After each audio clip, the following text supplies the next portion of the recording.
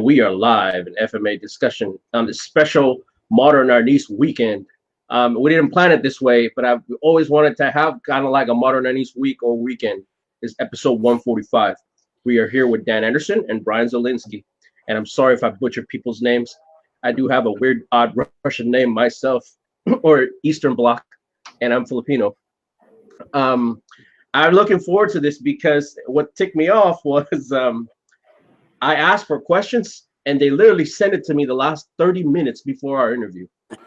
I normally make a Microsoft Excel that I send to Dean and I send to people out. It's like, this is what I'm going to ask you. So we don't ambush you or whatever. But I couldn't do that this time because literally people were sending me questions at 11:38.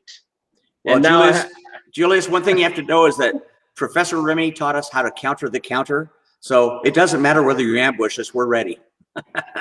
So I think we should do the promotion thing last because I do want to talk about that.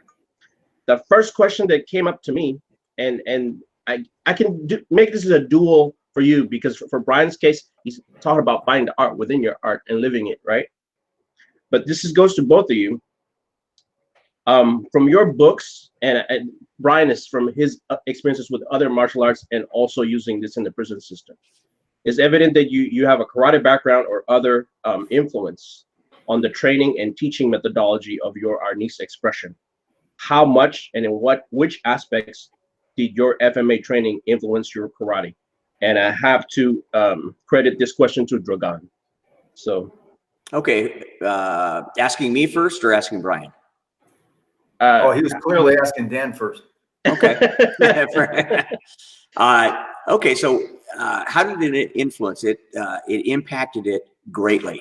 Now, see, the thing is, what I came from is I came from a kick punch background, which did not deal with throws, did not deal with joint locks, did not deal with body manipulation and so forth. And although I liked to deliver kicks and punches and attacks and so forth in a flow, I didn't really have the flow until I began with Modern Arnis, and Professor Remy was huge on the flow. So basically what it did is, what I like to tell other people is that it filled in a huge missing piece of the pie. And it was the art that shifted me from being what I call a karate jock to a martial artist. And that's the short answer. I mean, I could go on and on and on, and I've been known to go on and on and on. But in a nutshell, that's how it impacted my karate and my karate teaching. Much more flow. Brian? My martial arts started in July of '81 in Kempo under Sifu Lee. Within roughly 6 months, I don't actually know the date I started the Arnis, but within roughly 6 months, I was introduced to the professor, mind you, under the auspices of Sifu Lee. But I almost started both at the same time. So I couldn't tell you if there was anything missing because of two reasons. Number one, I was roughly 6 months into it, and I was 14 years old. So you started so young. Yeah. Well, I started karate at 14 as well. I'm just a hell of a lot older than Brian. But I wouldn't know what was missing because I was new to both. So I kind of, that's how I grew up in the arts. Versus seeing what was missing and saying, wow, this really changes things. I had them both, roughly 6 months into it. I was doing both, and it just went on for years and years and years.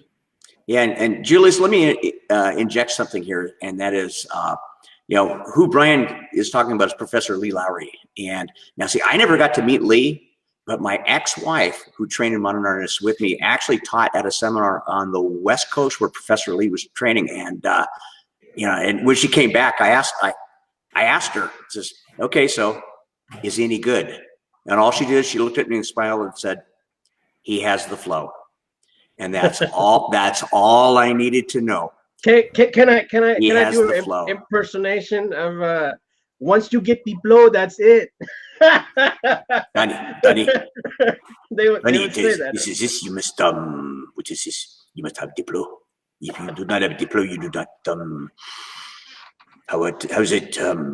You do not have the Modern Arnis. It's true. And just a heads up for our if people are just like tuning in for this, please check out their previous interviews. For Brian, it's 24 and I believe 52. And hey, Super Chris. Dan. Hey, Chris. Yeah, I don't know what number Super Dan is. I don't know why it's not popping I'm way up into the hundreds. You're in 180, something like that. Yeah, so because the thing is, we had you both, and so we're not gonna ask those specific questions that you already covered on your previous background, but just type them in the search function for FMA discussion. I do remember Brian is 24 and 52.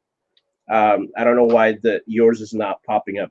But next question for this, again, for both of you, would be, this is a kind of more of a technical side, and it'll probably take a long roundabout way to answer it. Can you talk about what specific kind of training methodologies, drills, what would consider the most efficient use of training time when it came to applicability in using it in the field or downrange? Because I know when it comes to training people, you guys have a very diverse talent pool that includes not only civilians, but like LEO and military and people that would use it, out there in the field.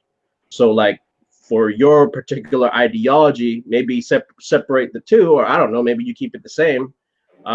What drills do you think is like the essentials? Like, like it would be like fundamental things that like kind of like your bread and butter and steak and potatoes. So, okay, well, I'll go first, and I deal basically with civilians. I don't deal with law enforcement or military. Military is more Bram and Kelly. Law enforcement is definitely Brian. I'm a civilian practitioner. So, the first thing obviously is the basics. You can't go anywhere without good, solid basics. So you've got, your fighting positions, you got your basic strikes, you have your basic defenses, you've got definitely your footwork and big time check hand usage. And then the second thing is, and it's funny because there are some people that will jump up and down about, well, too many drills spoil the pot. Well, I'm huge on flow drills. I like the 6 count. I like the tappy tappy. I like the old style semi-free sparring. I like left on right, etc. Because the thing that I look at is that the more familiar you are with the tools in the toolbox, something will jump out. And let me give an example. I was karate free sparring with a buddy of mine, and somehow our arms got tangled up.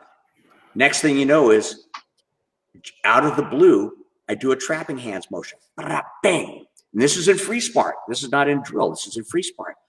And it wouldn't have come out of the toolbox unless it occurred right there. So, unless I'd actually drilled it. So that's the first thing. Now, the second thing is that in doing lots of drills, it trains one to recognize motion. And to me, recognition is senior to analytical thinking. If Brian strikes at me with a #1 strike and he goes fast, I haven't got time to analytically process the fact that this is a #1 strike and it's going to hit me in the head and yip, yip, yip, yip, yip. There will be a response, whether it's a sidestep response, whether it's a forward strike, whether it's a block, whether it's, I hit him in the face with a pie. I don't know. But the thing is that the more that you have drilled in the toolbox, the more will come out in the appropriate moment of the toolbox. So there's that. Now, the last part is free sparring. I'm a karate free fighter. I was a national champion, I was a world champion, and I apply that viewpoint to my Filipino martial arts. Now, when I look at applying Filipino martial arts, in a private discussion, you and I talked about, what about free fighting and so forth. So, well, I don't free spar. I free fight. I fight to win.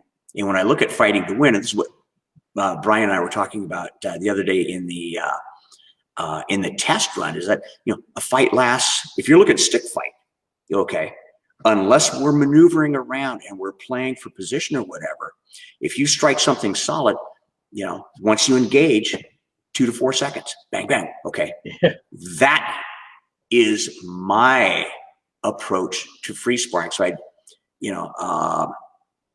Dog Brothers, man, nothing but respect for these guys. Even the weenies are tough in Dog Brothers.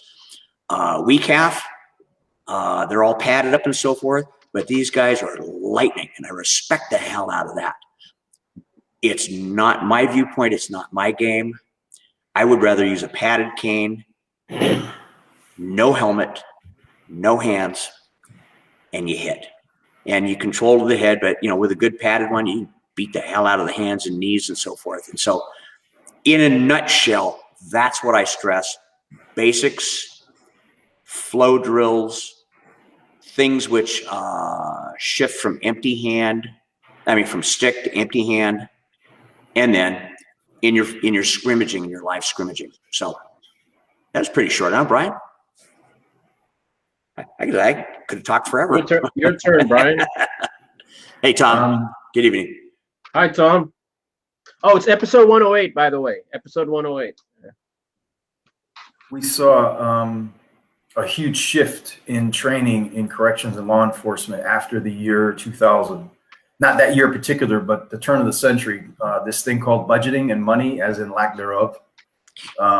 Training became bastardized within law enforcement and corrections to the point where they kept cutting training hours again and again and again, to the point where if you're going to train law enforcement or within law enforcement, you got to pick some basic stuff that you know works, and you got to drill it, keeping in mind that a good number of the officers are not going to go home and continue to train with this. You've got a very short window, budget-wise, and a very small opportunity to give them something valuable that they can use to protect themselves and or get better at what they do. So Dan kind of already said it in the first part of his answer. He took some basics. And whether you're a champion fighter or you're trying to effect an arrest, you got to have that go-to part of your toolbox that you know is going to work. So it really wasn't my preference. It was, what have I used that works? And what can I give these guys and girls? Hopefully they'll take it home and take it serious enough where they'll hone it more. But since 2000, and I'll give you an example. In the 90s, we would take almost all 4,000 corrections officers in Connecticut. Connecticut's a small state. We still had almost 4,000 officers. When they came up on their Monday through Friday week, would take them offline, send them to 5 days of training, 40 hours straight. That was good quality training time. Wow. As the years went by, it got whittled down to 3 days, and then maybe a couple of 2-hour blocks. Well, eventually now we're down to, at best, 1 full day of training. Everything else either went online, which is almost useless, and the physical training is down to 4 2-hour blocks at best. What? Wow. It's been totally bastardized. And I'm not picking on Connecticut. I'm just telling you, I've seen it. So across the country, maybe you get 8 hours hands-on every year, and you go to the range at best quarterly, squeeze off some rounds, and if you pass, you're out of here. So when it comes to law enforcement or corrections, boy, you got very little opportunity left in this day and age. And we're not even going to get into the whole defunding and all the other current craze of the last year. But you've got a very small window. You better pick your best stuff and send it along with a Hail Mary and some holy water and hope that it sticks, because they just don't have time. And you got to remember, these are everyday people. Not everybody grew up with that in their bloodline, or not everybody gets the calling that some do, because it is a calling. A lot of these are just regular everyday people that decided, hey, you know what, I think I can do this, or I want to do this. But when they're off duty, they're back to their family, their kids, you know, doing what they got to do. So it really, you can't ignore the affect of not only budgeting, but the fact that you're dealing with regular everyday people that are in a very hazardous profession that might not want to invest hundreds of hours a year in something that the three of us are doing. Can't make that assumption because, again, these are regular, everyday people. They're amazing, but it's a small toolbox, and you don't get to keep expanding it because there's too many constraints. So basics, what works? How do you get this thing done quickly, efficiently? And you have to be able to put it in writing. It's one thing when in the 70s, guys like Dan, he's a terror in the ring. 4-time national champion, 70 grand championships. He didn't have to do paperwork and justify his actions. I put my hands on somebody for 27 years. I got to write it down. And worst case, I got to talk to a jury and say, well, what'd you do? Why'd you do that? Well, I did it because of this. Well, why'd you do that? Well, I did because of that. You have to be able to justify. And let's face it, if we go out on the street right now and we throw hands with somebody, we may wind up in front of a jury. That really sucks. And imagine this, they pulled him up on the internet. He's done. He's all over the place. I'm all over the place. Kelly, all over the place. Videos, the resumes. You guys got schools. Oh, but you still had to put your hands on somebody. Well, yeah, they came at me with a knife, or I was outnumbered 4-1. But you're this, and you have this title. It's a liability, So right. Lots of things to consider. And then you put on top of that, what is their education in the martial arts? Jackie Chan, Cobra Kai, Bruce Lee. That's all they know. Hollywood. Yeah. So basics, stick to the basics. And it's really a lot of constraints people don't realize. And they say, well, police need more training. Yeah, but you know what? Training costs this thing called money. There's like 900,000 police officers in this country.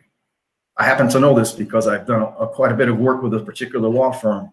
They're very good at what they do. They hold an event every year that's one of the finest in the country. It's a use of force summit.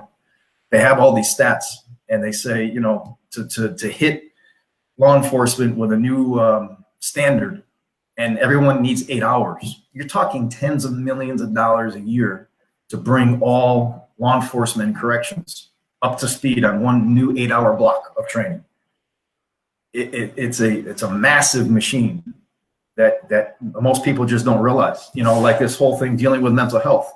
Police officers aren't geared for that. That's not their forte, but it's important.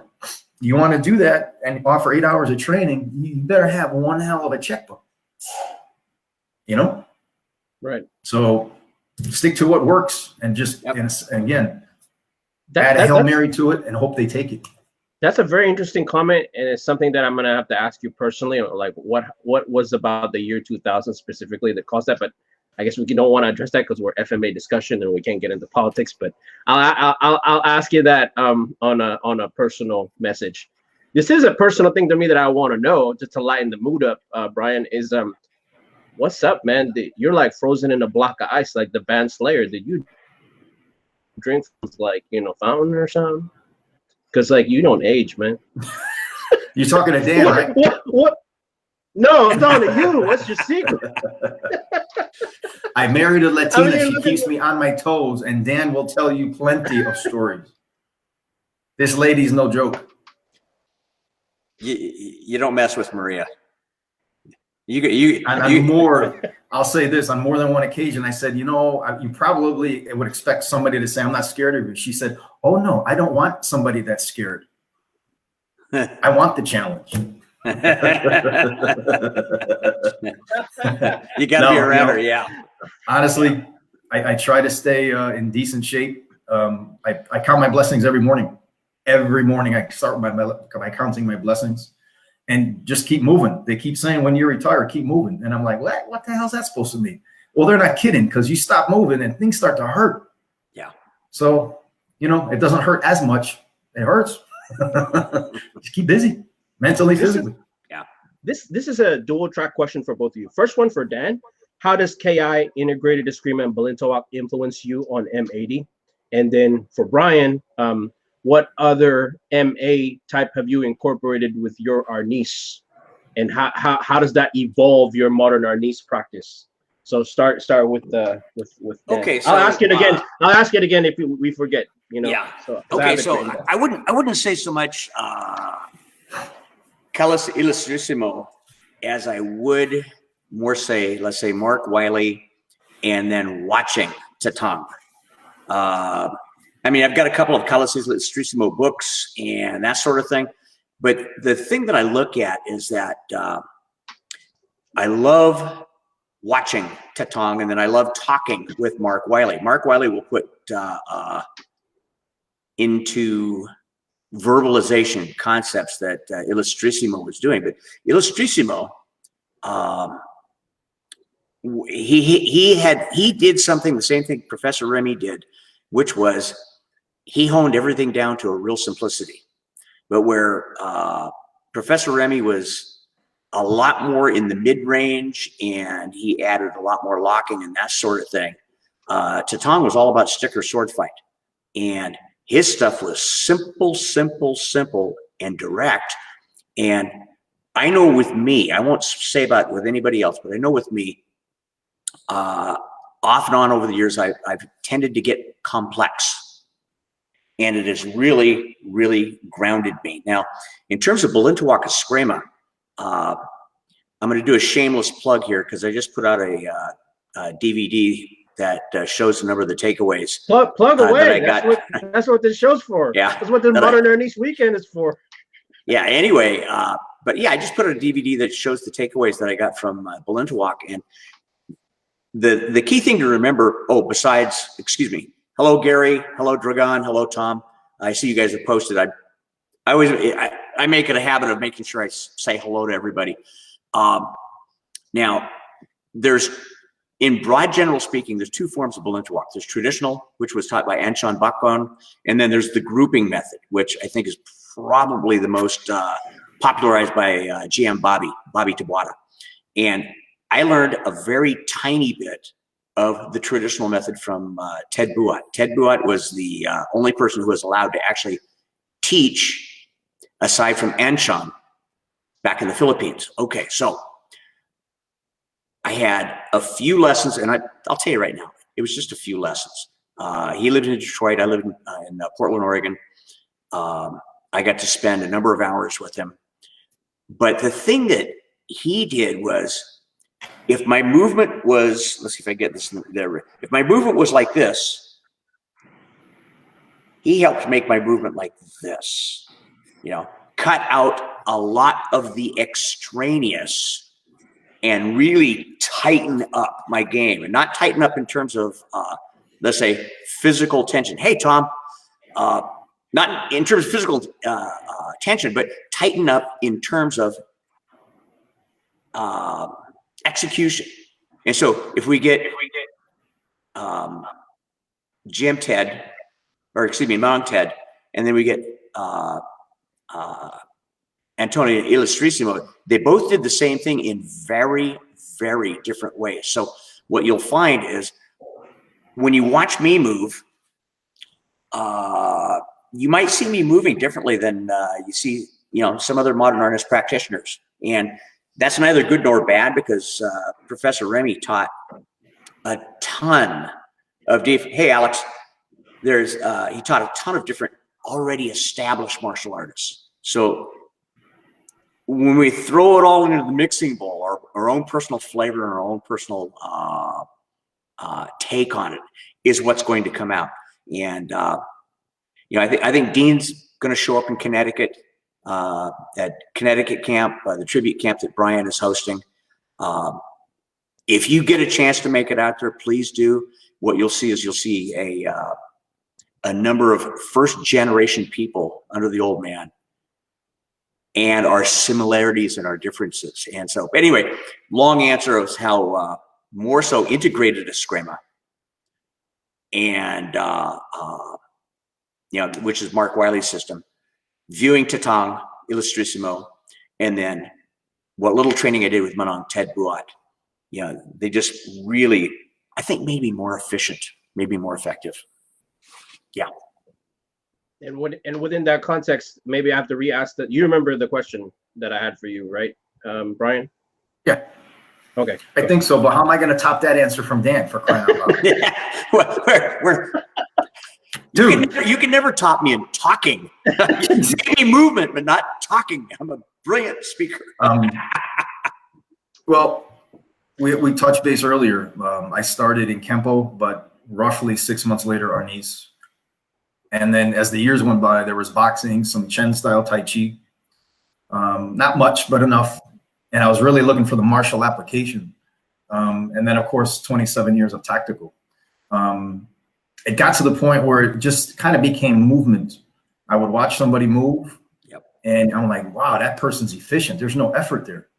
I've never studied Aikido, but I would do some joint seminars with some local Aikido guys. One of them was Gleason Sensei out of Boston. This guy is extremely high up the totem pole in Aikido, and he had a very high-ranking student here in Connecticut. Watch him move, and how effortless that was. They say it's the gentle art. Yeah, until you're being thrown and you're not occurring gluten.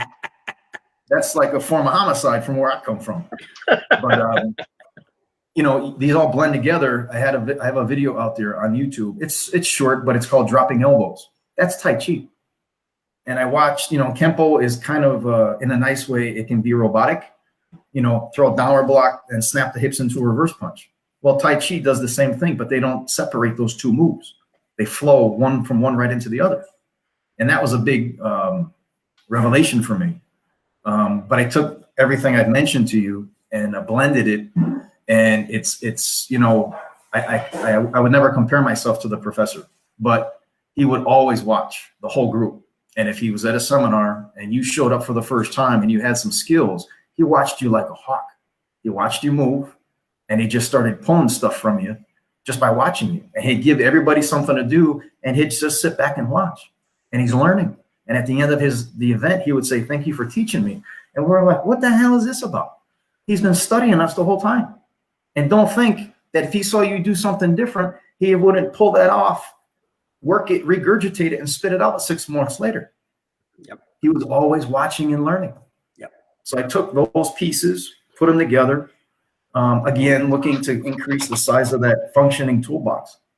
Kempo taught me how to hit with everything: elbows, knees, you know, inner leg strikes, all the different hand strikes. I did a little bit of boxing. I never competed, but I wanted to learn the efficiency of a boxer. And I used to work with this one guy, and he taught me how the boxers will divide the body and what they're looking for. And it's like a surgeon. I'm like, holy Jesus, these guys, they put a lot of thought into this. And, you know, fast forward, I'm now mentoring 2 very young police officers. And before one of them went into the academy, he said, you know, "Sir, what do you recommend I do?" I said, "You're a 2nd or 3rd degree in Kempo. Good. You go pick up some boxing, and I want you to get your clock cleaned in the ring, because that hasn't happened yet. Right. And if you need me to talk to the boxing coach, I will. But you need to get thumped up in the ring under a controlled environment, because I don't want you doing that with 40 pounds of a tool belt on you with weapons and tasers and firearms. Let's get you thumped up and lumped up and get you to, you know, endure that first. But boxing is just blunt force trauma. And if it gets that ugly, before you start pulling tasers and weapons out, you may need to throw a couple of punches. And who better than to teach you that than boxing? Guards up. You know, there's no chamber in the street. Chamber gets you knocked out. Hands are up, you know, and he did it. And he also picked up a little BJJ for cuffing and fusing and getting them down. So he did what I suggested. He's doing well. He's up and running. He's off his FTO. But I just took those systems I mentioned, kept reworking them, and again, expanding the size of that effective toolbox. And it's worked. Hey, that was a great answer too, Dan. Yeah. We might have topped you. No. No. Oh, hey, dude, don't get him started. It's too early. We'll run out of time. Brian will speak no more. We're gonna reverse the order now. So we'll go Brian first and Dan for this next one. Well, first, Untoken, hello, and Remo, hello. I just want to acknowledge everybody that's come on. Hi, guys. They're members of the Uglier Are Forbidden secret society of FMA. Fair enough. How you doing, everyone? Care to share any stories of Remy and other Jedis you crossed paths with? Does not have to be strictly FMA. Like they made you go, like, you know what I mean? That made you go, wow, or you know what I mean? Like it's like, wow, that's some Jedi stuff. So Brian first, and then Dan. imagine a 140-pound inmate in a cell takes on 6 Neanderthals in full riot gear, and they can't get them cuffed. Wow. We sent 6 bodies in, and this kid was either mental health or just crazy in an aggressive way. These guys had their hands full for several minutes. And I'm standing outside with my dog. I was a canine handler for 5 years. And I'm like, of course, they're never going to hear the end of it. It's like, dude, you're all 200 plus. There's 1 of him and 6 of you. Hey, let's go. What's up? And they're all mad because they can't get their hands on him. He was so scrappy and scrawny and struggling and fighting and biting and kicking and screaming. And we all get done. These guys are exhausted. They're dripping sweat because they're in full gear. And this kid comes out and he seems like he's unscathed. I mean, he's exhausted, but he's sweating. He's almost unfazed by this. And I'm thinking, what does this guy know that I don't? But it literally 140 pounds on about 1,000 pounds. And this is just raw carnage. And you talk about stepping back and saying, ooh, I got more to learn. So I'm not quite getting what just happened here. And this was in the early 90s. This is well at the beginning of my career. But you talk about size doesn't matter. No, sometimes it doesn't. It's the will to fight. You know? Is he like Bruce Lee's illegitimate son or something? I don't think this kid had any actual training. He would just he just liked to throw down. And you could do anything you want to these officers. They had stab vests on, which are basically oak barrels. They're meant for not ballistics. They're meant for shanks and blunt force trauma. Helmets, face gas masks, hard elbow and knee pads, and gloves. I mean, you could swing all day at these guys. You're not going to hurt them, but they couldn't get this dude. Now they're fighting amongst themselves, meaning trying to get past each other so somebody can get their hands on this kid. It was a small-scale war for a couple of minutes. And whenever this dude came out, I thought this dude was like 6'8", 300 pounds. This little beanpole comes out, and I start laughing. And what are you going to do to me? I got a 92-pound chainsaw next to me. I can laugh at you all I want, meaning my fellow guys. I'm like, guys, really? And we all sat down and talked later, and they said, we couldn't get a hold of this guy. He's all over the place, like Hammy the squirrel on Over the Hedge. Ching, ching, ching, ching, ching, ching. Slipping underneath one guy. We had the extraction team roll so fast into a cell. The kid was hiding in the corner by the door. The first 3 guys got past him before he popped up. And they're like, uh-oh. I'm like, yeah, uh-oh. Maybe we don't run in so fast next time. Let's open the door and peek first. So was that a Yoda thing? No, but that was, let me tell you something. I got mad respect for that 140-pounder. Humbling. Your turn, Dan. Okay, yeah. One of my favorite stories, and I've told this before, and I've told this a number of times, but it was still one that just was really, really woke me up, and it woke me up in a couple of good ways. Professor Remy and I are at a camp, and I think we're doing like a 6-count sombrado drill. Ding, ding, ding, ding, ding, ding, ding. And to this day, I don't know exactly either A, what happened, or B, what got into me, but we're in a particular point and I disarm him. and immediately I'm thinking, oh, that was stupid. Oh, that was stupid. Oh, he's going to hand me my ass. This is not a good thing. And he looks at me and he smiles. Danny, that was very good. But you forgot one thing. I am left-handed. The cane was in my right hand. Puts the cane in his left hand. And we start doing the same thing, and he takes me to school.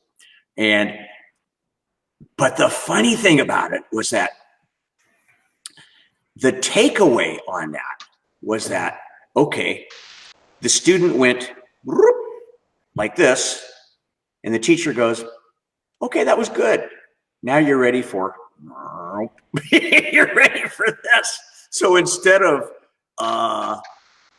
him deciding to, beat my sorry little ass for doing that, what he did was he just showed me there are gradations of excellence.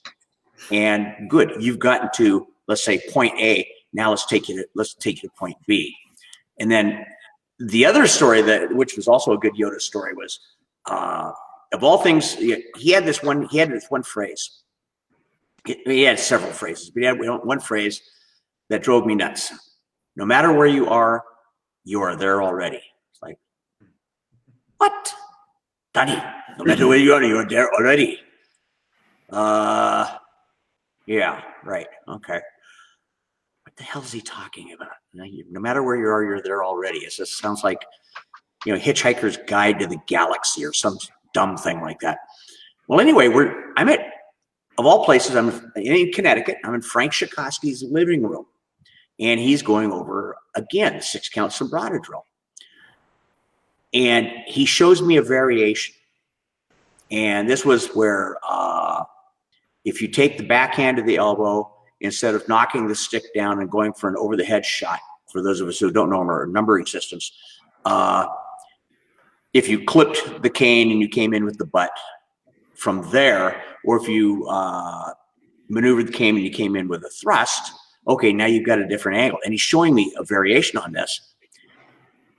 And that's when the light bulb went over the head that no matter where you are, you always have an option. You always have an option. And that took, in terms of what I was learning in Modern Arnis, to, I mean, it just blew the doors wide open. And, one of the things that Brian that knows about me, and Jeff Berger, who's a buddy of mine in Boston, I tell him, well, this is a left turn at Albuquerque. And Jeff was going, Professor, you are all about the left turn at Albuquerque, meaning the unexpected action and the response to anything that is coming at you, no matter what position that you're in.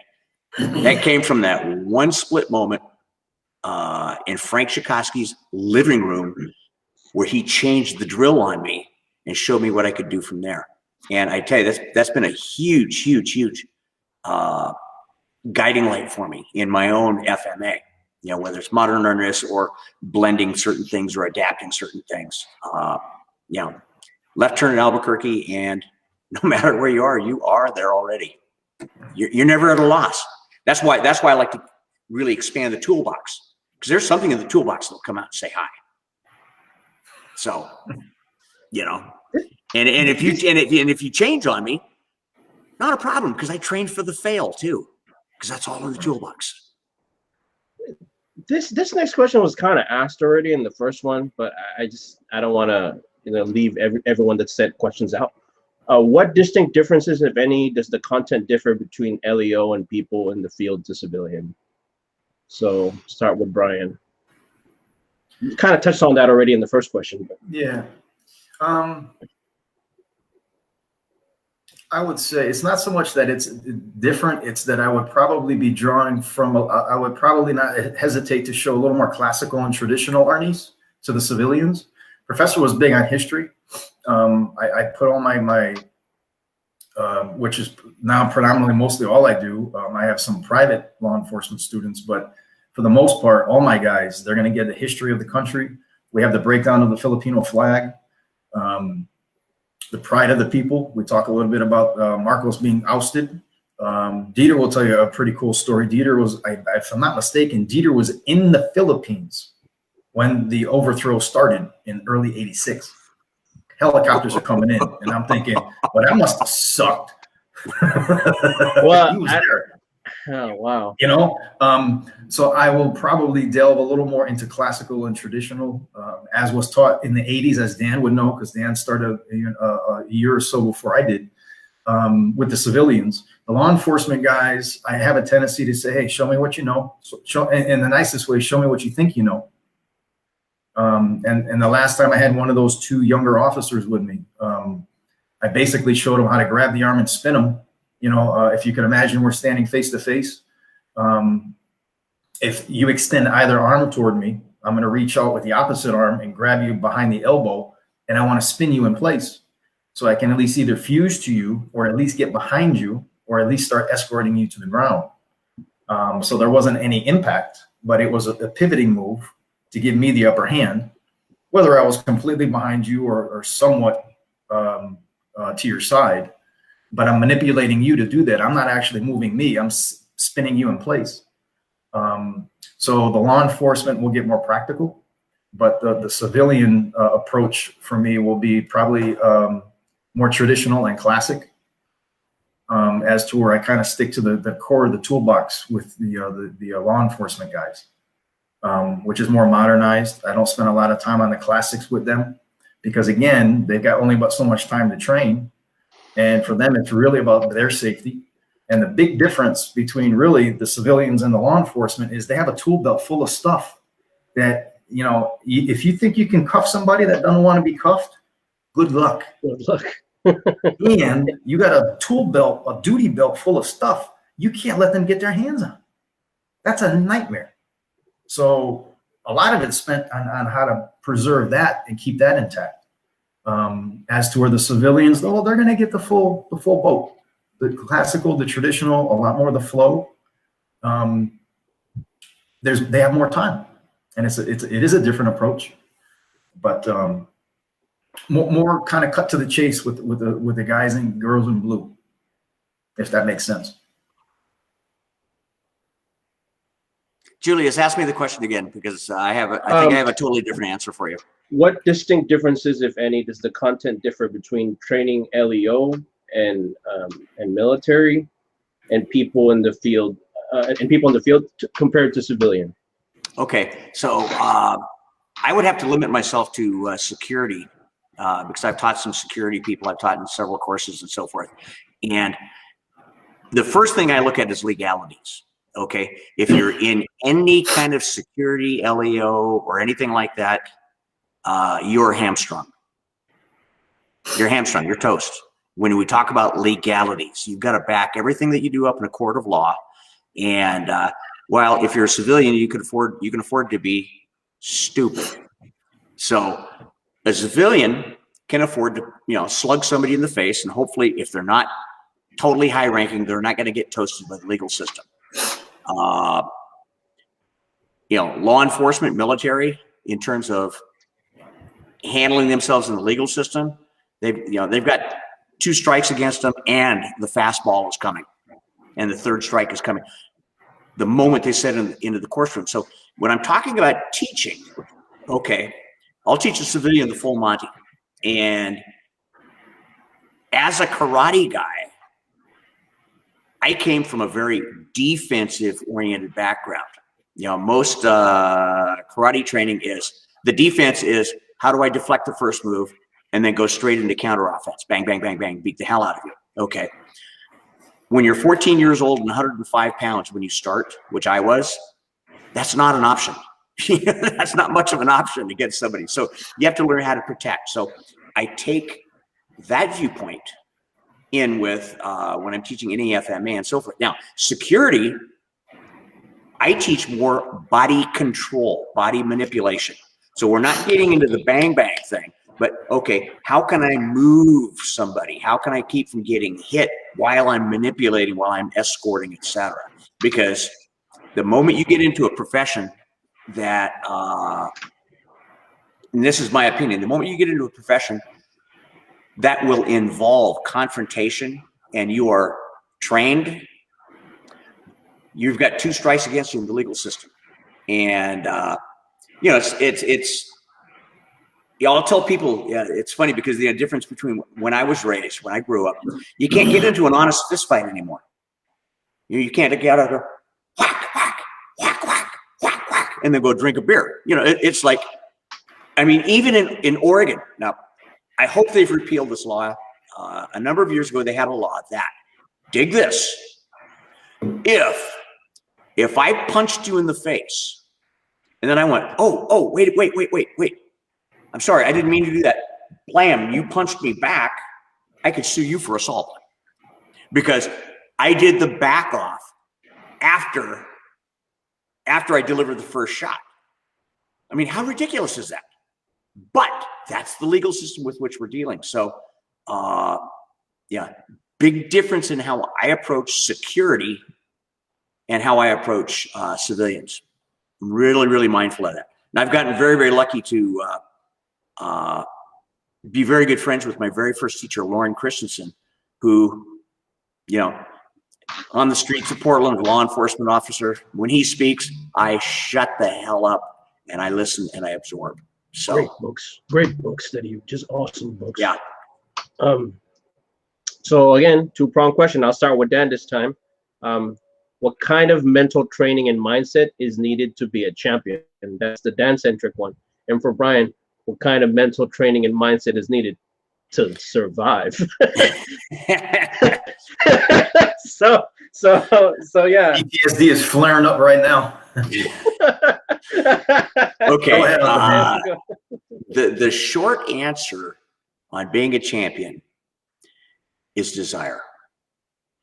Your desire has got to override everything. For all of you old folks out there, there was a song by the pop group Chicago, Saturday in the Park. And there's a line in there which I really, really go by, and that is, if you want it, really want it. And that's it right there in terms of desire. Now,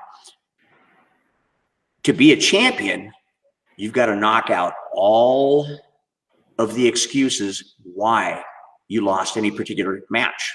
Now, I remember there's this one Arnis guy was talking about competing in a stick fighting, and all the people were, the judges were from that guy's school, and they cheated and blah blah blah. And he's complaining to me, and I'm thinking, no. If all the people are from his school, from the opponent's school, you administer such a beating to that guy that they can't deny it. That's a champion. The champion meets and overcomes. And this also, which really helps in my FMA, but a study of fighting styles. I mean, Julius, you and I talked about boxing before we went live, and we covered a number of different personal fighter styles, okay? Fighting styles, whether it's a systematic style, i.e. Taekwondo, Shotokan, or whatever, or personal style, such as, let's say, Ray McCallum. Okay, Ray McCallum, his whole thing was technique to target. It was like, you knew he was coming. He wasn't playing, etc. Keith Vitale, okay, strategist. Yeah, really good strategist. So you knew this guy's game, that guy's game, that guy's game. And what you did was you worked on your own game to fill the holes. So you got to really want it. You got to not make excuses. Not make excuses. Because I tell you, excuses are the most perfect backdoor that you ever saw. It's like, well, I got cheated, and so I don't want to play anymore. Well, okay, don't. But if we're talking about champion mindset, to me, that's what you have to know. And then the last part is knowledge of the rules with which you're playing, the written rules and unwritten rules. And the unwritten rules usually are more important than the written rules. A really quick example, and I'll let Brian answer, is that I was in Canada fighting one time, and up in Vancouver, BC. Now, Vancouver, BC's got some really tough fighters. And I was fighting Chris McGuire. And for some reason, Chris always fought me like I owed him money. I mean, it was, we weren't out there playing a game, right? And so I hit him with a controlled shot. Nothing. I hit him with a controlled shot. Nothing. Bam! I blasted. Point. Oh. So we're in there, and it's like a 3-point match or something like that. He comes in, and I hit him with a straight jab, right dead in the nose. We have the hand pass, but I blasted. His hands come up to his face, and the referee, honest to Pete, pulls his hands apart, goes, it's straight, point, and gave me the point for the punch. Okay. The written rules was controlled contact to the head.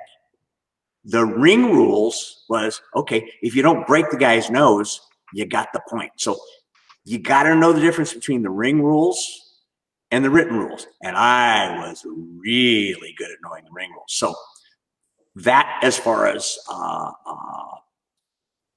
being a champion. So Brian. How much did you owe him? Come on now, man. I bribed nobody. I was a poor boy back then, man. I couldn't bribe anybody. Two things. How bad do you want to go home? It's that simple. I'm not trying to be a smart aleck. Bottom line is, how bad do you want to go home? Whether you're on duty 8 hours, 16 hours, you get into a street fight, you get assaulted as a civilian, or you're in a prison, or you're on duty, you're pulling a car over. There you go. How bad do you want to go home? It ain't over until your heart stops. The second piece is, I used to work out in an old gym, and I'm talking literally torn cushions. Underneath the torn cushion was rusted metal frames. I mean, this place was just a circle in the drain. The pipes were leaking, just like you see in the movies. It was $25 a month to work out in this gym. And there's an old timer there, crotchety, just miserable bastard, excuse my language. Played by Burgess watching me work out. I'm maybe 18 or 19, just getting in and doing my thing. And he yelled at me one day. And he sees me there. I'm consistent. I'm there. I'm learning. I'm trying to do the best I can. What do I know at 19, right? And he says, there's two choices in life, young man, results or excuses. Pick one. Yes. That's all I got. Yes. Oh man, that reminds me of the wild card gym. I like that. 45 a month. It hasn't changed. 45, 50 a month, and it's still the same. $5 a day if you want. There you go.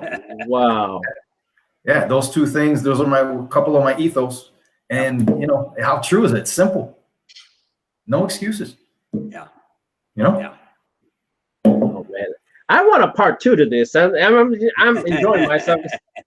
I can't believe I can't believe we're talking just 50 minutes now, 51 minutes now. Really? Yeah, it just flies quick. All right, this is kind of woo, but I'm gonna ask Brian first because he had the interesting prison Bruce Lee. Have you touched the mystical or esoteric side of it? And if you have, can you care to share your experiences? Can you ask that some other way? Because I'm not real sure what to say. Like I don't know, like maybe like your sixth sense, or you saw like an old practitioner like pull something that's just so incredible. Like, man, that guy's a superhuman. You know, that kind of. Thank you for that. They say, you know, martial artists have the sixth sense, but being Mr. Practical that I try to be, it's a sharpening of the first 5. There is no sixth. And I'll give you an example, and I hate to keep going back to prison, but let me tell you something. I learned an awful lot of stuff. We had an inmate come in. He was a boxer. He's in for murder. This dude's 6 foot, 200 pounds. And I'm just like, isn't that good? No. This dude came in, sat in the cell block for several days in the open day room whenever he was allowed to, and just watched and listened and looked and figured out who's doing what the officers are doing, who's the inmates, who's running what, who's the ringleader, who's storing the commissary, who's the go-to guy to get stuff. He studied his environment for whatever, 3 or 4 days. He didn't say a word. He just sat there. He wasn't bothering nobody. He came in from out of state. We actually swapped inmates with other states. If you're a real knucklehead, states will switch you, get you out of Dodge and move you. This dude sat there for 3 days. So he's sitting there studying, and I'm studying him. I'm like, this dude's getting the feel of the lay of the land. And how simple is that? If you sit down and you pay attention, I shouldn't say sit down. If you take the opportunity to sit back, look and listen and pay attention, you're going to learn. It's that simple. And when you get in the ring with somebody or you're working with somebody, Professor always had his hands on you somehow, some way. Even at higher speeds, that dude always made contact with you with his hands or his forearms. His level of sensitivity was freakish. Scary. As powerful as he was. I don't know where his internal came from, because it sure as heck didn't come from Tai Chi. But this dude, you grab his forearm, I kid you not, grab a pipe with water running through it, and you could feel the water running. That's what it felt like when you grabbed that dude's arm. It was scary. But he always had his hands on you. So if you're adept at watching and listening and paying attention, Sometimes the best reaction, not in combat, but when you're not in combat, sometimes the best reaction is none. Watch, listen, observe, take everything in. You're giving your senses their opportunity to maximize, let them do their job. And then when you are working with somebody, that level of sensitivity is amazing. And people think you're nuts. You say the sensitivity in stick fighting. Yeah, because a lot of it's hand to hand. And this dude was a southpaw. He's wired differently than most of us. So, you know, mystical, no. Hey, you saw the movie Kung Fu Panda, the dragon scroll was empty. There's your answers, you know? But I think it's simple. It's the sharpening of the first five, and it's your ability. How good are you at learning? And sometimes that means shut up, listen, and watch. I just want to expand that before I give it to Dan. I just have to ask Brian a question. Did you see that with other other MAs? Because besides FMA, you did Tai Chi. Like, did you see a lot of like a grandmaster dude had like incredible rooting force type of power? Oh yeah, I had the privilege of studying under Shifu Zhang. To me, he was to Tai Chi what Professor Presas was to Arnis. Chen Yan Hunyan system. He was my size but very thick. And when this dude settled and sent you, I'd rather get hit by a truck. His power was amazing. And it was all soft. But when that dude rooted, you're better off just running into a tree. The most powerful, of all the power I've seen in the martial arts, hands down, Tai Chi was the most powerful. Without a doubt. And because it's an internal form, like whether you're doing the 8 forms or the 13 postures or whatnot, have you had any kind of like, you know, while you're sleeping, you had like a vivid dream or something, anything like that? Did it touch that side of your life? Oh, I've been beat up in my dreams a lot. Usually by me. I knew it. I knew that's why I had to ask that question. That's why I had to ask that question. I knew it. Well, I knew it. I'll give you a close second, Julius. I've been married 17 years. This is my second marriage. I literally went from what I didn't realize was not a very healthy relationship of 10 years to being with Maria. Very passionate, very compassionate Latina. Grew up in a not so nice place and has really did 23 years in the prisons. Worked in some tough spots. Twice she wakes up pissed at me. Dude, I was sleeping. What could I possibly have done? Right? Gets up from a dream, or maybe I was unfaithful, I guess. I don't know. I woke up next to Satan. Mad as hell. And I'm like, go ahead and try and figure out. There's nothing you can say at that point. You just got to you got to deal with the moment and say, okay, I didn't even know how to get out of this because I didn't do nothing. You just let her calm down a little bit. You're like, okay, you want to talk about this, or maybe we're better off not talking about this. So nothing, no revelations in my dreams, but I woke up a couple mornings like, yeah. I'm glad I asked this question. We're definitely gonna have a part 2 to this. This is fun. But how about you, Dan? Tell us about it. Well, re-ask the question. Sorry, I'm gonna have to ask it the way it was asked, written down. Have you touched the mystical or esoteric in FMA? And please care to share your experiences if you have. No, I don't think there is one. I don't think it's esoteric. I think it's all body mechanics. I think it's like Brian said, the sixth sense is the 5 combined, highly sharpened. One of the things that I was really well known for in my karate career is my powers of observation. And one of the things that I developed was how to read an opponent. In fact, one of the things I do in karate seminars, I'm so used to it that I like to call it a parlor trick. But what I'll do is I'll go, okay, does somebody want to spar? So invariably somebody raises their hand. So okay, good. So yeah, we're going to pity pat. We're not going to beat each other. I just want to spar. We bow in, we assume a stance, and I go, wait a minute. And I go over to somebody and I tell them exactly what they're going to do based on how they stood and in about a quarter second observation. Then I go back, and of course I make the joke to the crowd. I had to tell them a joke. We get out there, and then so we either spar. Oh, I tell them how I'm going to counter them as well. Now, If they think something's up and they change to a different stance, I go, oh, wait a minute. I forgot to tell them the punchline. I go over it and I tell them now what the person changed to and how I'm going to differ in my approach, etc. We spar for about a minute or so. And then I go back and I ask the person, say, okay, good. On a scale of 1 to 100, what was my prediction rate? What do you, Julius, what do you think my average is? Your prediction rate when it comes to the movement? Mm-hmm. I don't know, like 60? 97%.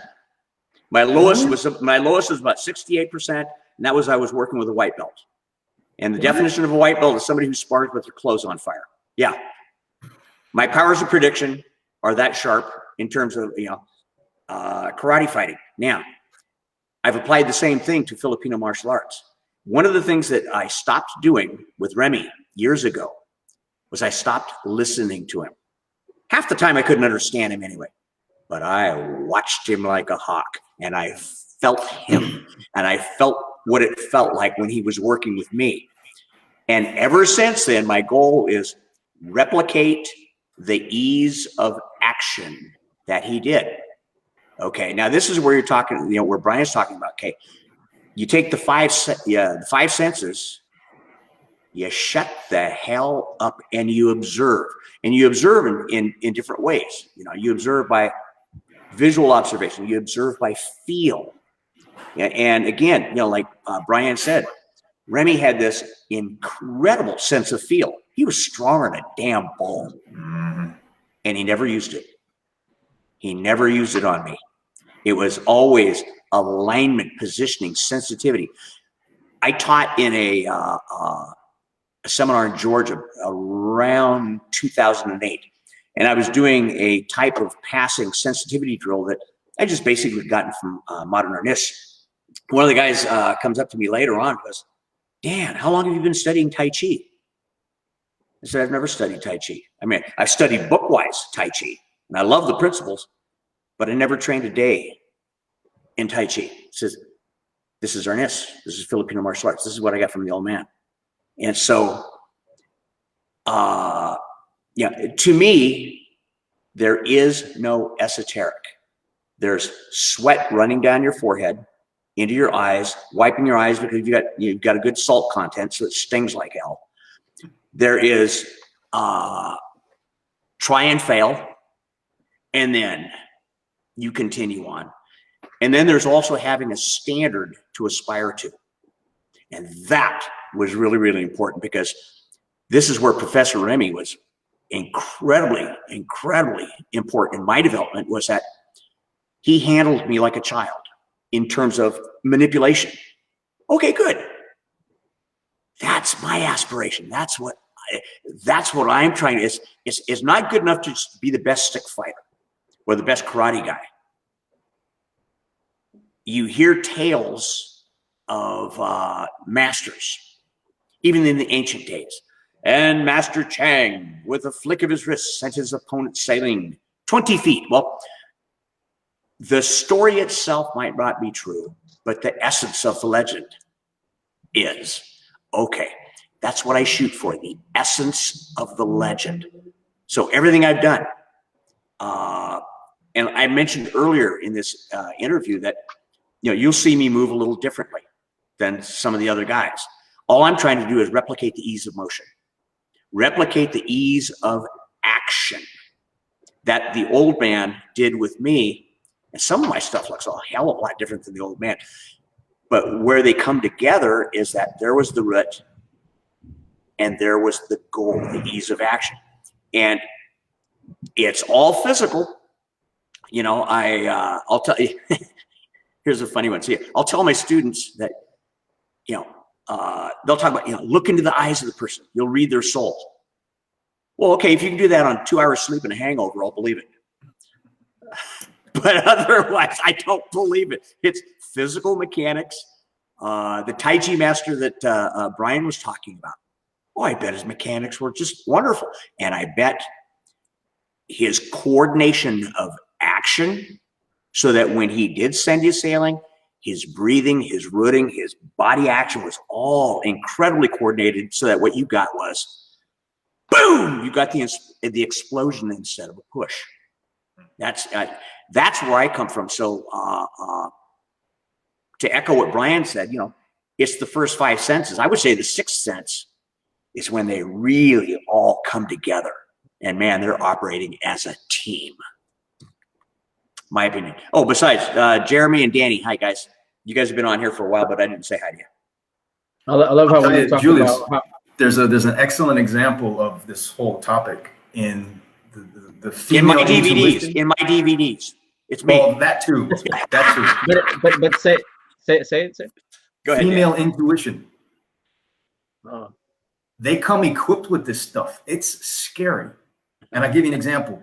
Maria has traveled with me to Europe a couple times, throughout the States, Puerto Rico a couple times, which was a mixture of family and teaching. She got to meet, she's met Dan, she's met Bram, she's met Dieter. She's met a lot of the top guys. And that first encounter for her, when it was all said and over with, I'd say, hey, what do you think about so-and-so or so-and-so? And she would tell me a little bit, not much, and she was not judging. But there's a couple of them, they're like, yep, that guy just likes to hear himself talk. Or that she one. Said that about me? She said a lot about you, dude. You don't even want to know half of it. No.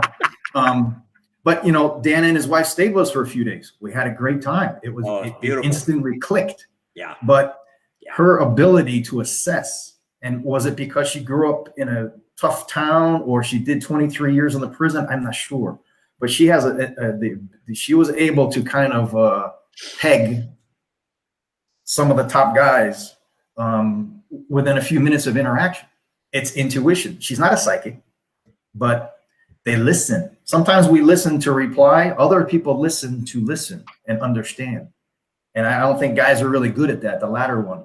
Women, she pegged a couple of guys so quick. I'm like, I didn't even realize that about this dude, and I known this guy 10 years. So she spent 5 minutes talking to him, but she really wasn't talking. She was listening. Yeah. My wife's like that. Maria's like that. She's Ain't much better that's listener scary. than I am. Yeah. And they're naturals in it. I'm like, what book did you read? What video? What DVD series? Nope. She lived her life. Training package did you take? What the hell? It's coming in my next DVD. They're secretly Maria the funny platoon in Delta Force. Oh my God. I'm gonna write that down, seriously.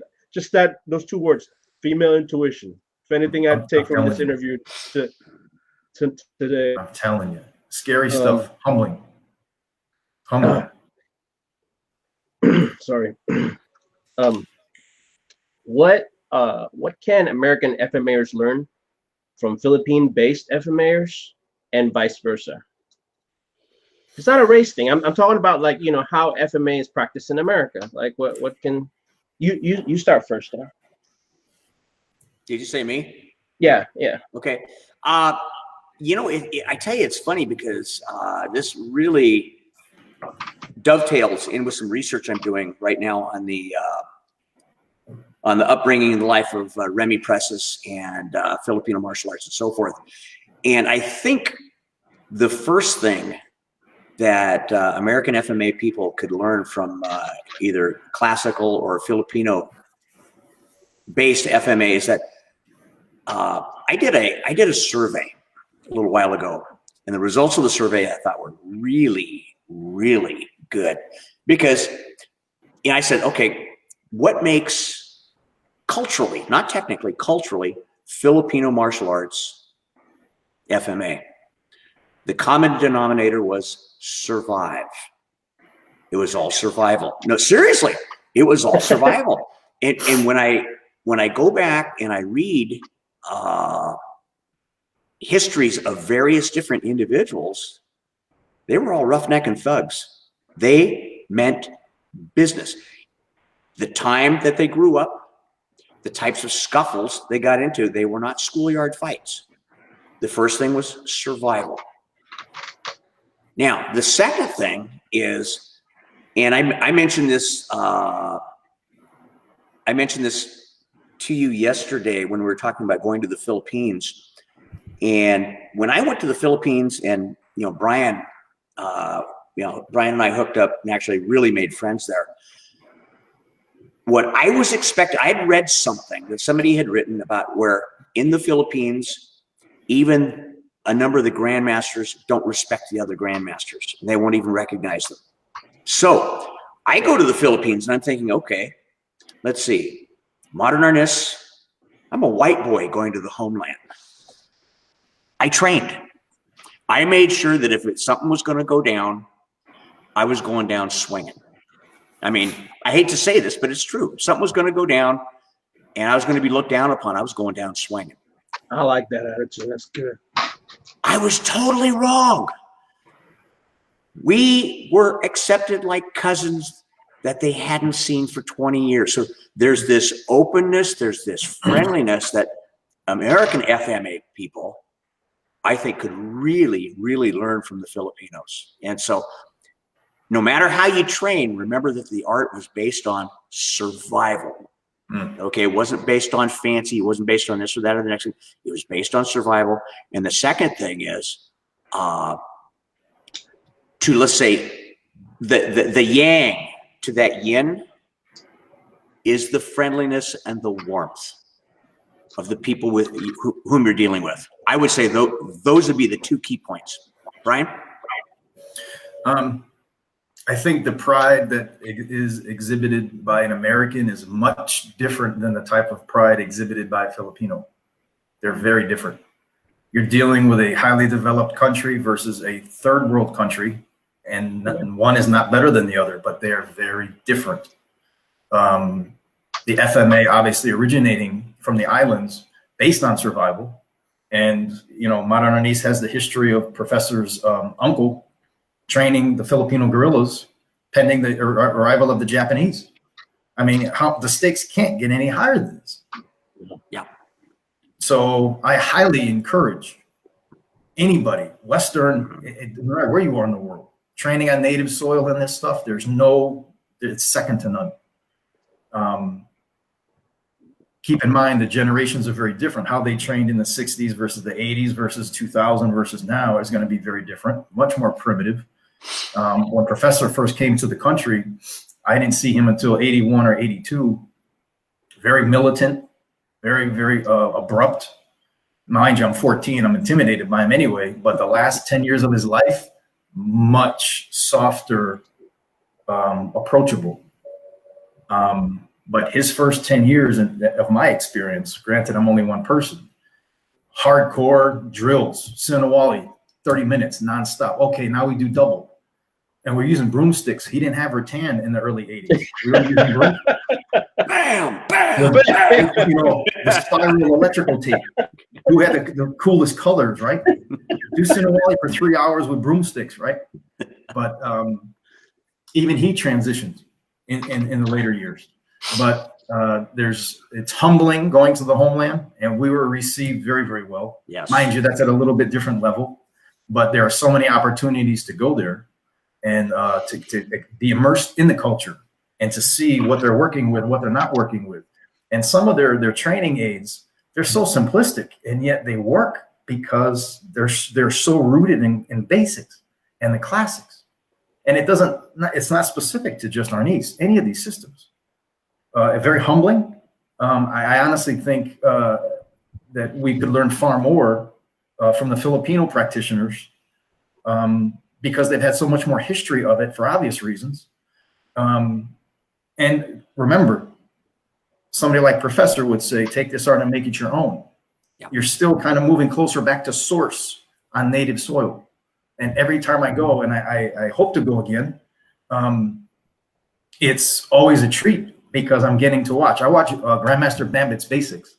Oh, I have the same basics. His look different. Now, mind you, I got quite a few more pounds on him, and I'm a few inches taller. That don't matter. When this dude does palace with the espada daga, you got your hands full with this guy. I watch Shashir move. Shashir has ball bearings in his feet. The way he moves in and out throughout that V, back and forth, Shashir Unokaya. Oh, my God. As tiny as he is, I'm watching his lateral movement, and I'm like, how's this even possible? It's effortless. You know, I must look like a bull in a china shop if you put me side by side with Shashir. Unbelievable. I met him somewhere, I don't know, just before Bambit, I think. 2004, 2005. Oh my God. Been doing it forever. Did you train with De Leon as well, Jerry? Maybe that's not his last name. Bambit's teacher, or the Sinawali? It's from Pampanga. Oh, Lysandra? Lysandra was yeah. Sorry. Yeah. Sorry. No, I got to meet. One of them was blind, Bobong, I think. I got to meet him in 06. They took me separately because I was leaving a little earlier. The whole crew was heading over to Bacolod City, but Bambit took me ahead of the crew, and I got to meet Bobong, and then on the way to Hinagaran. But it was just for a few minutes. No time to train. Yeah. And I headed straight home. I was sick. So I was sick the final one for that is like, what do you think the Philippine practitioners can learn from the American ones? And maybe I missed it. What not to do? No, I'm only kidding. I think, I think more of a technical approach. I think what has happened in modern Arnis in the United States, I will not speak for anybody else, but Professor Remy spent the last 25 years of his life basically based in the United States teaching Americans. So what Americans tend to do is we tend to become car mechanics. We'll go under the hood and we'll tinker around. We'll see what makes it work. And as opposed to taking, let's say, an intuitive or a naturally adept approach, I think Americans are really, really good at figuring out the nuts and the bolts. Why does this particular move work? What is the angle with which it works, etc. Let's take disarms just for an example. The first thing that, and I did a huge study on disarms, and one of the first things you study on disarms is who you can and who you can't disarm. Who you can and who you can't. You get a slasher, you're not disarming the guy. You're getting a bouncer, like an Abanico type. You're not disarming the guy. You get somebody who's going to lay the wood you, who's going to slam on you. Thank you. They are giving you the cane, just due to the type of style of hitting. Okay, now you go from there. Why was it so easy for Professor Remy to disarm us? Well, he had a natural feel for exploiting the weakness in the grip. One of the things I did was back on the West Coast, Brian, you would have laughed at me on this one, but I would sit on the examination board for people going for black belts. And when they got up for the disarms, I'd go, okay, I would get out from behind my table and I'd say, disarm me. I would throw the strike and then I would lock my arm tight. And there would be, you'd swear there's like a 10-pound salmon on the other line, yanking and tugging and tugging and yanking and yanking and tugging, and then never get the stick out of my hand. Why? They weren't using any kind of finesse. The only two guys that ever disarmed me took private lessons from me for 2 weeks prior to the test. I even cracked a knuckle in this hand, holding onto the stick so hard. The guy's yanking. All of a sudden I hear this, and I feel it like a little bubble popped in my hand. It's like, oh, that's good. I've got a videotape at home of me demonstrating stuff with get in front of the camera. My finger's straight, so I'm doing all my locks, everything, but this finger's straight because this knuckle's messed up. Okay.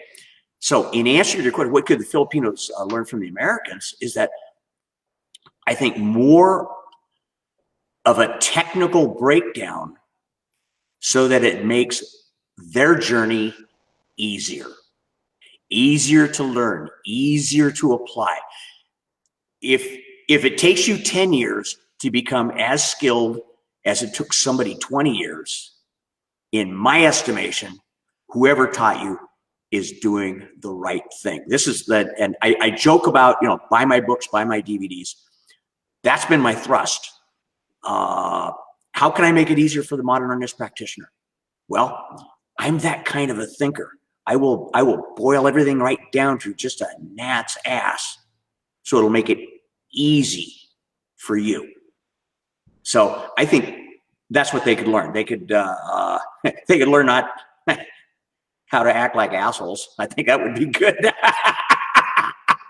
There's too many Americans are way too full of themselves, and I plead first-degree guilty on full of myself at various points and times. So there you go. And thank you, Tom and Jeremy. Go ahead, Brian. Your answer. Two things, sincerely. The last 25 years of Professor's life, he released in essence, the left side somewhere late 80s, early 90s, depending on how often you saw him. So we had the last 25 years of his evolution as to where the Philippines had him up until about 1975. Strong, rooted classics, traditional, modern Arnis. So those are two very different dynamics. So we had the benefit of his last 25 years. But the other thing is he told us all the same thing. He said, take this art and make it your own. He didn't say steal it. He said, take it and make it your own. You have Dan's champion skill sets. You've got guys that are coming in from a strong karate background or not so much grappling. Grappling wasn't big until the 90s. And we innovated. He didn't want robots. Yeah. If you ever came to him, you know, Dan went to him in late 90s and wanted to launch FMA 80. Okay, good, do it. He came to me. I'm sorry, scratch that. I went to him and I said, hey, Connecticut Modern Arnis Club. No. Bigger. Whoa, what's that mean? And it turned out to be the New England Modern Arnis Club or New England Modern Arnis Association. He wanted bigger. So I think what you would get, the Filipinos would benefit in the sense that he, for the last 25 years of his life, he was pushing us to innovate and evolve and take what we were already doing, which ties into the art within your art. He didn't want us to stop what we were doing. He said, take my art, put it in there, make it your own, and keep growing in the same direction. Somebody stole Dan. Oh, we lost Dan. I didn't do anything. Hey, my hands are right here, dude. No me, man. No, so we'll just wait for him to log on. We'll just wait for him to log on. Bet you he didn't pay the bill again. No, we are kind of winding down because I'm down to my last two questions. But before I get to those last two questions, we're actually supposed to talk about you guys' promotion today. That's really the big part of the reason why we have you on is we didn't plan for this to be a Modern Arnis weekend. There he is. Dan, can you see me?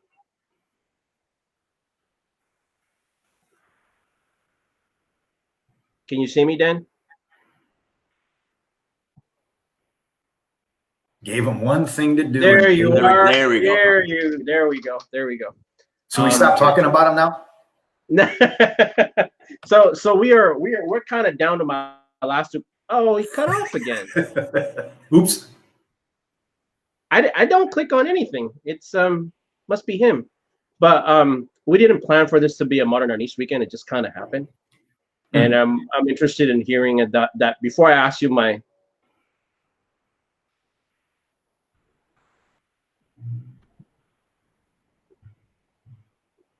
how about now, Dan? Can you see us? Yeah. You have to click on there you go. You have to click on that gear. Yeah. So because I'm down to my last two questions, but before I ask my last two questions, a couple of things in the itinerary. I have to acknowledge the comment of Alex. For $39.99, you will learn female intuition. Yeah, okay. Cheap and That's a deal. That's a steal. And then Tom Edison Pena, Brian, your next seminar is about the broom. I want to get into that broom seminar.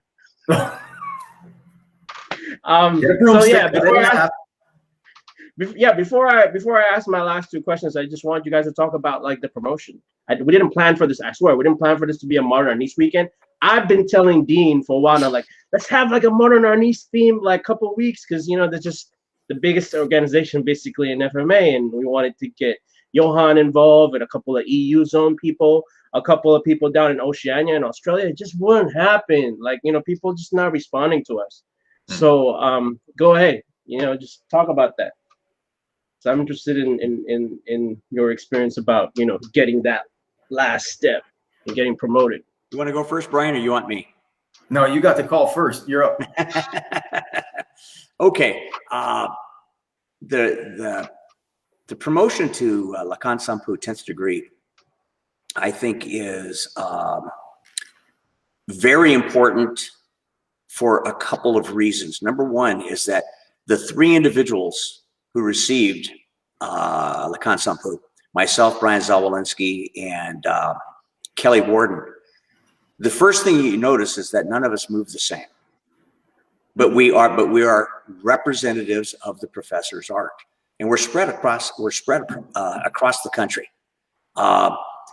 We have all contributed, and this is one very important thing. We've all contributed back to the art.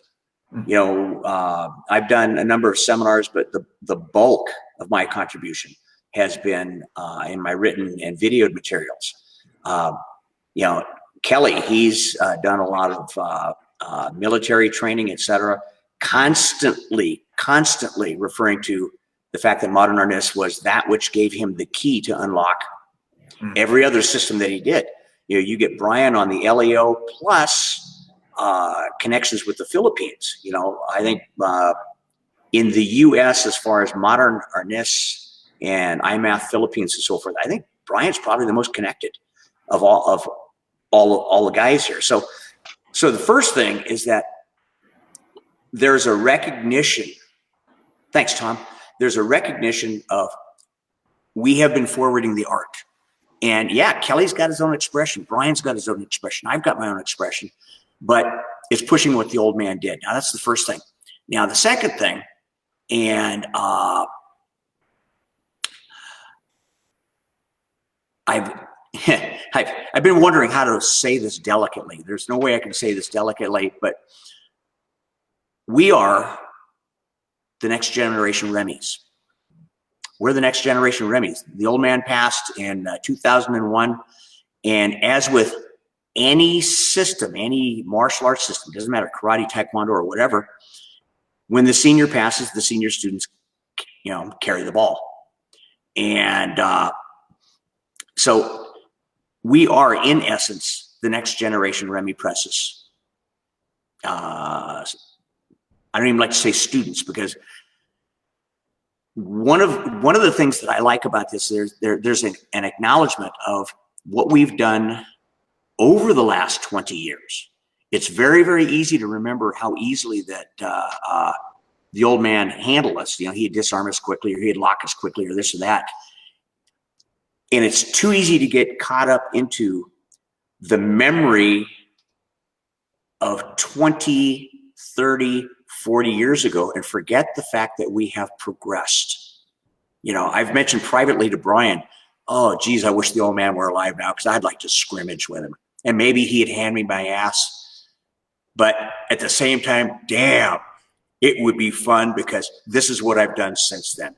And so anyway, there's that. But lastly, and I think the most important thing about the promotion, it is a recognition from the homeland of the American legacy of Modern Arnis. It is not just, gosh, yes, Professor Remy spent the last 25 years here. Yes, it was the final development of the art, blah, blah, blah. It establishes that there is its own separate American legacy. You know, very much the same way that the German legacy with Dieter, you know, at Lakan Sampu. And, you know, whether it was, you know, let's say Kelly, Brian, and Bram, who I mentioned for a name, you know, it's like, yeah, these guys are doing some great stuff. You know, it almost doesn't matter who, as long as you have those aspects in there. What have you given back to the art? In karate, there's a famous saying, you know, the first 5 stripes are what you did to get them. The last 5 stripes are what you've given back. Okay, those of us have given back. The acknowledgement from the homeland of an American legacy. And we Americans, I mean, we already knew the American legacy, but this establishes it from the home base, so to speak. To me, this is the importance. It's not a hierarchy thing. It's not a better than you thing, etc. I do not run around with a T-shirt that has the numeral 10 on it, although I think that'd be really funny to do. But Brian's shaking his head. You can't get. When I catch myself getting too serious, I got to insert something like that in there. But I'm really, I think it's landmark. It's terrific. I'm honored to be, to be one of the recipients. But it's a whole lot bigger than just me or just Kelly or just Brian. We're talking Modern Arnis America has its own legacy, and thank you for acknowledging the fact that we've done our part to continue. Take the art, make it our own, and continue it. So, Brian. It's humbling and amazing at the same time. We're still going strong, and I mean all of us, not just the three of us. I tip my hat to, and I'm not just saying it because he's sitting next to me that way. No, actually, you're that way, Dan. Dan Anderson doesn't need an introduction. Kelly Warden doesn't need an introduction. These guys have been studying longer than I've been alive. And they're not just going quietly into the night, they're rocking it. We're very loud. Yeah, loud too, right? But to be part of the whole worldwide unity of Modern Arnis. And don't forget, when Professor passed, there was some very dark years. The mud throwing and just what an embarrassing time. But we got through it. And here we are 20 years later. I've been to the Philippines twice. First time Dan was there as well. He's gone since then. I went another time. Just to be a part of this whole effort. Yes, we're all at different levels. It's okay. But how much of an affect this guy had on us. And to be able to connect with people from between the United States, East Coast and West Coast, there's 3,000 miles. And Dan and I are either on the phone or shooting a text or giving each other a hard time once or twice a week. Usually giving each other a hard time. He's another one. It's We've got the whole country cornered. And then Dieter in Germany. There's probably a week doesn't go by we don't touch base. And then, Bamba and Ray, not as much. And when the late Cristino, God bless him, was alive. Steady contact globally over what? A martial art. That's pretty amazing. To be involved at this level, sometimes I still ask myself, how the heck did this work out? But I think when you're at anything for any length of time, in this case, 40 years, you're going to learn, you're going to get the hang of it. And you get put in situations where you have an opportunity to give back. I don't believe in coincidences. I believe in hard work. And we go back to that old cranky bastard in the gym. The results are excuses. He passes way too soon. He was shy of 65 years old. He's really, that guy kept getting better. If you watch the videos from the 80s versus the 98 videos, he got a lot better. I couldn't imagine what the next few years would have brought him. And of course, all of us with him leading the way. But I don't look at it in so much smaller pieces. I have a tendency to downplay awards and ranks and titles. He gave me a title that was kind of unique along with the other six people when he was diagnosed in Germany in late 2000, which was amazing. But, I was only 32. I'm not so sure I was able to truly appreciate the magnitude of that situation. What do you know at 32? Maria just told me the other day, problem is you think you've grown. What do you know at 53? This is a whole different time now. 20 years passed. We're traveling, we're growing, we're evolving. We're trying to get that many more people involved. And I think it speaks volumes of Modern Arnis worldwide, not just any particular group or level, that we're still doing this. And we've been through our share of ups and downs, but the art continues. And Dan said it best. You can add up all these different degrees and titles. It's very humbling, but he said 3 words: the work continues. That's what the man wanted. He said, do not let my art die. And it's not. So, my whole thing is when things like this come along, it's very humbling. It's very appreciative. To be, recognized by the family twice is pretty cool. It is. It's humbling. Mm-hmm. But that tells me I'm heading in the right direction. But it also tells me, hey, don't stop. You're in a situation here where you can keep doing this and making connections and keep moving this thing forward, there's a little bit of responsibility with it too. Yeah. You know, all in good, positive energy. So that's really, you know, I have a tendency to look at it in more broad strokes, but all is good, and it's humbling. It's been a hell of a journey, and it ain't over. I'm just starting to get the hang of this stuff. I don't know about Dan, but this stuff's starting to make sense. Let me add one thing to what Brian's mentioning is that I remember when I was awarded 10th Dan in karate, and one of the first things I thought was that, well, you know, it's kind of like a PhD. So what do you do when you get a PhD? Now you go out and you do something with it. You you go into your particular field, and you know, you discover the cure for cancer or the common cold or for male pattern baldness or whatever you do. But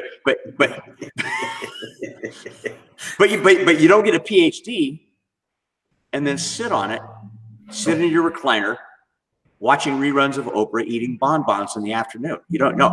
You take it and you run with it. And this is the same type of thing. It's like it's an acknowledgement / encouragement. Thank you very much what you've done. You ain't dead yet. So keep on keeping on. Yeah. The final question that I was gonna ask the two. My answer is no. I thought that was the final question. No, that wasn't. I said talk about the promotion, and then I'll ask my last two. Yeah. I didn't. I see. I wasn't paying attention. I was paying attention. I want to start with Dan on this one and finish with Brian. The final two questions is, how do you want to be remembered, and what do you want to leave behind for the FMA community? Okay, how do I want to be remembered? Several things. One, extremely accessible. I remember when I grew up, karate-wise, there were certain people who were greats. Bill Wallace, Jeff Smith, Howard Jackson, incredible karate fighters, Steve Muhammad, incredible karate fighters. Steve Muhammad. And Chuck Norris. I mean, I even met Chuck Norris, you know, extremely accessible. And I either learned a tiny bit or I learned volumes. So that's the first thing. And, you know, Professor Remy, extremely accessible. So that's the first thing. The second thing I'd like to be remembered for is I made your job easier. I made your ability to learn and apply what you're doing easier. And you know, probably the third thing was I died a rich man because you guys bought all my books and DVDs and like got you, Brian. I'm one of those guys. I just showed you one of my collection. Like you did, yes. But yeah, accessible, and I made your job easier. I tied up loose ends. You know, tied up loose ends. Just Professor Remy was not the type of teacher that I love. I love the kind of teacher who goes, if you angle your head for 2 inches, and then you turn your head slightly, and you drop that shoulder. You know, I really like that technical type of thing, so it goes really, really quickly. And he was more of a broad strokes kind of guy. And so for me, it was up to me to figure out how to make all of this accessible and easy to learn, because if he could be awesome, I personally believe every one of us can be awesome. Now you got to put in the sweat equity. It ain't going to happen overnight. But if by explanation and examination, I can make your life easier, boom, I've done my job. So extremely accessible, tie up the loose ends, make your life easier. That's how I'd like to be remembered. And that's what you want to leave behind too, right? Besides your library. That's, well, you know, I mean, well, no, in a sense, okay, without joking about it, what I'd like to leave behind basically is, I mean, it's an ongoing project right now. It is the library. And it's so that people have resources to go to. And, you know, I mean, I've had tons of personal emails and comments and so forth. And, oh, wow, your stuff's so easy to learn and you really explained it well and blah, blah, blah, and so forth. It's like, yeah, that's what I'm leaving behind, you know, martial arts wise. The rest of it is, you know, my family having a good life and being happy. You know, that's huge to me. And it's funny because in '97, my little girl was born, and I was off the seminar circuit. Why? Because my little girl was born. My first blood child. I married into a family of 5. She was my first blood child. And so Daddy was going to be there. So I was off the Modern Arnis scene until shortly before Professor Remy's death. But so leaving behind martial arts wise, something that makes your life easier. And then in terms of everything, making sure my kids are happy. Yeah, my kids are happy. Daddy's a happy boy. So Brian, your answer. I hope after all these years and all this effort that I hope through my efforts that people have a better understanding of the art. Dan has said in the past, he just said it again, the term broad strokes. Professor Preisas taught in broad strokes. When he showed you a technique during a seminar, he would show it to you a certain way. And then when he sped it up, he executed it differently, right in front of your eyes. And he didn't talk about the differences. But first you must go slow. And he'd speed up. Said, and if this was for real, and then all of a sudden the lightning came out. What I didn't realize is I didn't notice the differences. And looking back over all these years, a lot of people didn't see the differences. So I hope that through all this effort in teaching and traveling, that people have a better understanding of the finer aspects of what he was teaching and of the system and of its potential, because you know, he was very clear. He saw a lot of violence in the Philippines, but when he came here, he didn't want to bring the violence with him. He wanted you to learn the art. But the technique wasn't that much different. He just taught it in a different mindset, at least from my experience. So I'm hoping when all is said and done, they said, you know what? Brian helped us understand the system a little bit better. And I'm also going to charge these folks, all of them, with the responsibility of trying to move it forward and evolve when I'm no longer with you, because it doesn't stop with any one of us. We're all on the hook to move this thing forward. And I mentioned a couple of days ago when the 3 of us were chatting, there will be a brief testing session. Some of my guys aren't interested. I didn't really ask you if you're interested. You're going to get out there and do this because it's part of the big picture and it's the evolution of the system. And it doesn't come down to rank, but it comes down to putting in the sweat equity, like Dan said. So I hope they have a better understanding. And if there's only one message I can leave with in the big picture is I hope that I've accomplished what I've always tried to strive for. And this is what I'm going to leave you with is having the exposure to these heavy hitters. The Dans, the Kellys, the Lake Christino, the Bambits, the Renees, Professor Lowry, all these guys. The bottom line is no matter how good we get with a stick or a knife or mano, are we a better person today than yesterday? Boom. The greatest lesson of them all. That's the highest goal in the arts.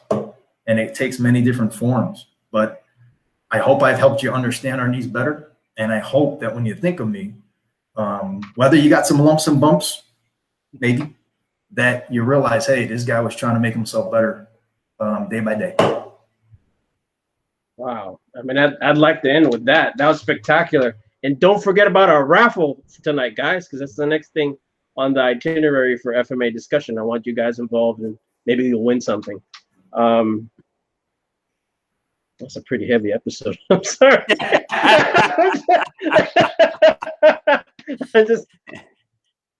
I want you to send me your mailing address, Julius. I have something I want to send out your way. Okay. All right. Okay. But unlike Stephen K. Dowd, I'm not going to announce it in public. Now I was telling. Send it to me. Yeah. I was telling Dean. I was like, man, now everyone knows where you live. That's the OPSEC violation, son. Oh my God. I don't even know where you live. That's why I need it. But send it to me privately. Take care. Take care. Take care, you two. That was. You too. You I betcha. gotta think about that tonight. My God. Thank you for your time. You bet. Same from here. And you. And that concludes episode 145 for FMA discussion. This is our Modern Arnis centric episode for this weekend. Wow. It is really like an initiatory thing. Like, you know, like it's an alchemical thing. Working on improving yourself every day. Take care and don't forget about the raffle tonight. Bye.